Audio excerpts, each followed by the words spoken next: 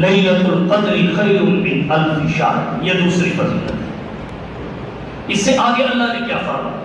تنزل الملائکۃ والروح فیہ، اس رات کو فرشتے اترتے ہیں، آسمانوں سے فرشتے اترتے ہیں۔ حدیث شریف میں آتا ہے کہ فرشتے چند جگہوں پہ نہیں اترتے۔ ایک وہ گھر جس میں کتا، لوگ شوقیہ کتے پالتے ہیں، شوقی، اور دوسرا وہ گھر جس میں تصویر رکاوٹ انسان کھڑی کرتا ہے، رحمت کے فرشتے اس شب کو ہر جگہ جانے کے لیے تیار ہوتے ہیں۔ کیوں اترتے ہیں؟ امام فخر الدین رازی رحمۃ اللہ علیہ نے فرمایا، جب اللہ نے انسان کو بنانے کا ارادہ فرمایا، فرشتوں سے کہا انی جاعل فی الارض خلیفہ، میں زمین میں اپنا خلیفہ اور نائب بنانا چاہتا ہوں۔ فرشتوں نے جنات پر قیاس کر کے، چونکہ انسانوں سے پہلے جنات بستے تھے اور وہ بڑے فسادی تھے، جنات پر قیاس کر کے کہا اتجعل فیہا من یفسد فیہا ویسفک الدماء، مولا ایسا بنانے لگے ہیں جو زمین میں فساد کرے گا، خون بہائے گا۔ نحن نسبح بحمدک ونقدس لک، آپ کی عبادت کے لیے، تقدیس اور تسبیح کے لیے ہم ہیں تو ہیں۔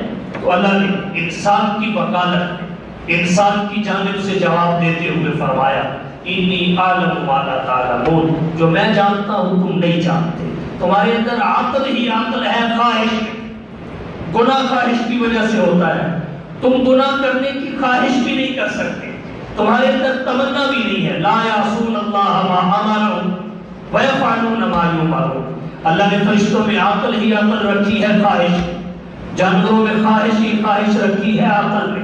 یہی وجہ ہے وہ اپنے اصول و فروع پہ اپنی خواہش پوری کر لیتے ہیں اور کوئی اور محسوس نہیں کرتے۔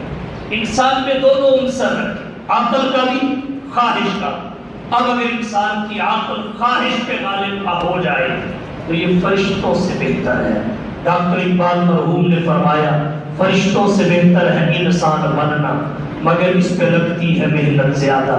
اگر عقل کو خواہش پہ غالب کر لے تو فرشتوں سے بہتر، اور اگر خواہش کو عقل پہ غالب کر لے پھر جانوروں سے بدتر۔ اولئک کالانعام بل هم اضل، تو اللہ نے فرمایا انی اعلم ما لا تعلمون، جو میں جانتا ہوں تم نہیں جانتے۔ اس میں عقل بھی ہوگی، خواہش بھی ہوگی۔ جب یہ اپنی خواہش کو دبا کے نیکی کرے گا تو تمہیں سمجھ آ جائے گی کیوں بنانا چاہتا۔ اللہ نے انسان کو بنایا، پھر انسان نے اس دنیا میں آ کے فطرت کے تقاضے پورے کرنے شروع کیے، خیر کے کام شروع کیے۔ انسان کا خیر کا جذبہ، خیر کا عمل سب سے زیادہ عروج پہ کب ہوتا ہے؟ شب قدر، شب قدر، کیونکہ اس سے بڑی اور بہتر رات ہوئی۔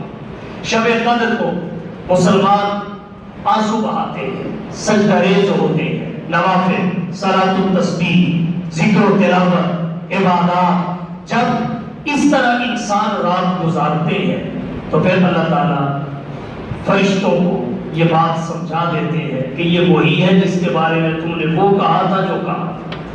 تو امام فخر الدین رازی کہتے ہیں جب فرشتے اس رات کو انسانوں کو محبوب عبادت پاتے ہیں تو وہ آسمان سے زمین پہ آتے ہیں، تنزل الملائکہ، معذرت کرنے کے لیے اس پہ جو انہوں نے کہا تھا اتجعل فیہا من یفسد فیہا ویسفک الدماء ونحن نسبح بحمدک ونقدس لک۔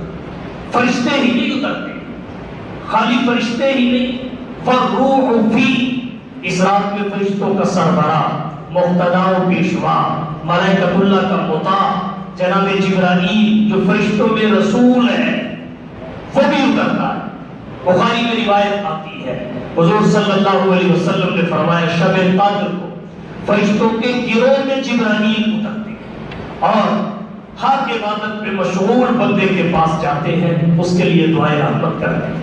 کوئی گھر نہیں بچتا جہاں کوئی عبادت کرنے والا ہو، کوئی جنگل ویران صحرا اور بیابان نہیں بچتا جہاں کوئی عبادت کرنے والا ہو، وہاں جبرائیل اور فرشتے نہ جاتے ہوں اور دعاؤں میں آمین نہ کہتے ہو، رحمت کی دعا نہ کرتے ہو۔ ہاں بخاری میں روایت آتی ہے، حضرت ابو طلحہ راوی ہے، حضور صلی اللہ علیہ وسلم نے فرمایا لا تدخل الملائکۃ بیتا فیہ کلب ولا تصاویر، اس گھر میں رحمت کے فرشتے نہیں جاتے جس گھر میں کتا ہو، تصویریں ہو۔ تو ہمیں یہ رکاوٹ دور کرنی چاہیے تاکہ رحمت کے فرشتے ہمارے گھروں میں پہنچ سکیں۔ یہ رحمت کے فرشتوں کی بات ہے۔ اسرائیل صاحب ہر جگہ چلے جاتے ہیں، ان کو کہیں بھی جانے میں رکاوٹ نہیں ہے۔ موت کا فرشتہ ہر جگہ جاتا ہے، عذاب کے فرشتے بھی ہر جگہ جاتے ہیں، بات رحمت کے فرشتوں کی ہے۔ تو ہم ایسا کوئی کام نہ کریں جو رحمت کو ہم سے دور کر دے اور ہم سے رحمت کو دور کر دے۔ مغرب نے بڑی تیاری کے ساتھ ان سارے کاموں کو فیشن اور ترقی کا نام دیا جو اللہ کی رحمت کو ہم سے دور کرتے ہیں اور ہم کو اللہ کی رحمت سے دور کرتے ہیں۔ مثال کے طور پہ شریعت نے پردہ رکھا ہے، انہوں نے فیشن ایسا نکالا، نکر اتنی شارٹ پہنائی کہ گھٹنے تک ننگے ہو، تو جس کا سطر ہی چھپا ہوا نہ ہو، جو فرض کا جب تک یہ لباس پہنے ہوئے ہو تارک ہو، تارک کے پاس اللہ کی رحمت کیسے آئے؟ اور افسوس آج کے مسلمان پہ ہوتا ہے، اپنے نبی کے کہنے پہ یہ ٹخنے بھی ننگے نہ کرے اور انگریز ناپاک کو دیکھ کے یہ گھٹنے بھی ننگے کر لے، تو ماتم تو اس کی عقل کا ہے۔ اور بہت ساری مثالیں، کتا یہ رحمت کے فرشتوں کو داخل ہونے نہیں دیتا، وہ آتے ہی نہیں کیونکہ ان کا ماحول ہی نہیں ہوتا، ان کے مناسب ماحول نہیں ہوتا۔ علماء اس جگہ پہ نہیں جاتے جہاں کنجر خانہ ہو کیونکہ ان کے مناسب وہاں ماحول نہیں ہوتا، تو فرشتے بھی ایسی جگہوں پہ نہیں آتے جہاں ان کا ماحول نہیں ہوتا۔ تو یہ شوقیہ کتے پالنے والا کام چھوڑ دیں، یہ بھی مغرب کی ایاری ہے کہ جہاں کتا ہوگا وہاں رحمت کا فرشتہ نہیں آئے گا۔ وہ مسلمان کو اللہ کی رحمت سے اور اللہ کی رحمت کو مسلمان سے دور کر کے ہم پہ غلبہ پانا چاہتا ہے۔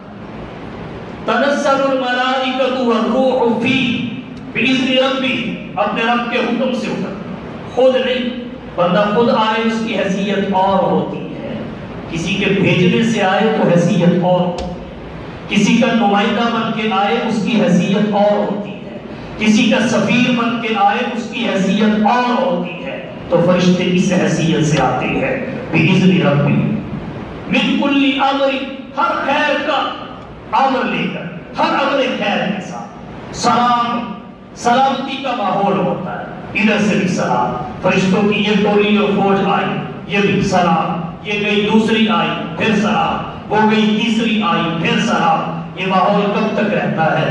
ہِیَ حَتَّى مَطْلَعِ الْفَجْرِ، طلوع فجر تک، جب تک ہم سحری کرتے ہیں، سحری کا وقت ختم ہونے تک، فجر کا وقت شروع ہونے سے پہلے آخری لمحے تک یہ وقت رہتا ہے۔ کسی وقت میں بھی انسان اٹھ کر اپنے رب کے سامنے دو آنسو بہائے تو رب کی رحمت نازل ہو جاتی ہے۔ دیکھیے سمندروں کا مالک، سمندروں کے پانی کو کوئی ناپ توڑ سکتا ہے؟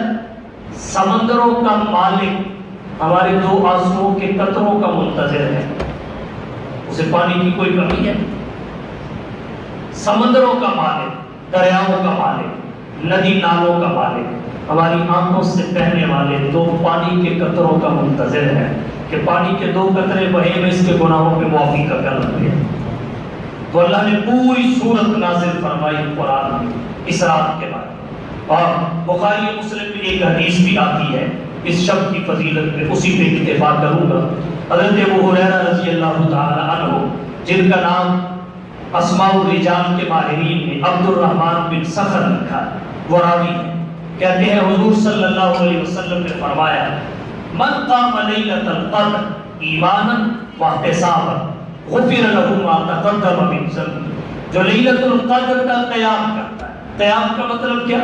نماز میں اپنے آپ کو مشغول رکھتا ہے، نوافل پڑھتا ہے، صلاۃ التسبیح پڑھ لیتا ہے، ذکر و تلاوت میں مشغول رہتا ہے، ایمانا، حالت ایمان، کیونکہ ایمان اور اعمال اور عبادات کی قبولیت کی پہلی شرط ہے، اس کے بغیر کوئی عمل قابل قبول نہیں۔ وَمَن يَعْمَلْ مِنَ الصَّالِحَاتِ وَهُوَ مُؤْمِنٌ فَلَا كُفْرَانَ لِسَانِهِ، حالت ایمان فاحتسابا، ثواب کی امید سے، ریاکاری کے لیے نہیں.